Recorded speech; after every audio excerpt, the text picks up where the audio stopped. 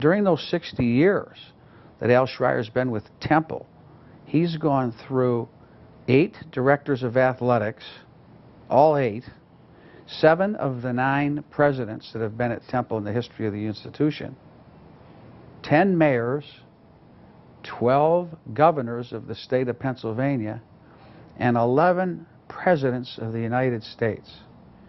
I think he is Temple University. He is the historian for athletics.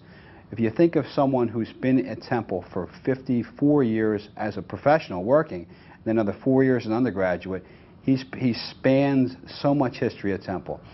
You know, Al was Mr. Temple. He was the guy that held all the pieces together as we go from one athletic director to the other. Close friend. Wonderful man. At Temple, he took me under his arm and guided me.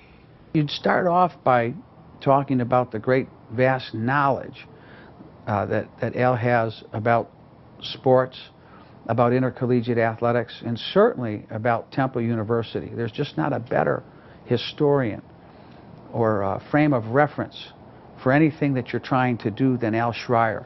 He knows everybody, he knows everything, and if Al doesn't know it, probably nobody does. His office, he has a lot of history there too, and he has a lot of odds and ends, things that you would accumulate over 50 years. What comes to everyone's mind, I think, when the name Al Shrier pops up, you know, is a briefcase, because Al Shrier and his briefcase are synonymous. He always carries his briefcase no matter where it is, but everyone is really curious to see what is in Al Shrier's briefcase. I'm very proud to show everyone no other sports information director that we know of anywhere has been honored with his own bobblehead, like Al Shrier.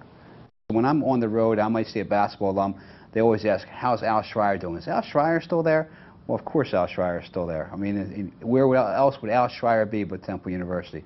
But he's touched so many, you just name the names, if it's Hal Lear, if it's Bill Milkvey, and of course, Bill Cosby is an alum that just jumps to mind. Coaches came and they left. Players came and they left. Venues changed. The only thing that was constant was the name Al Shrier.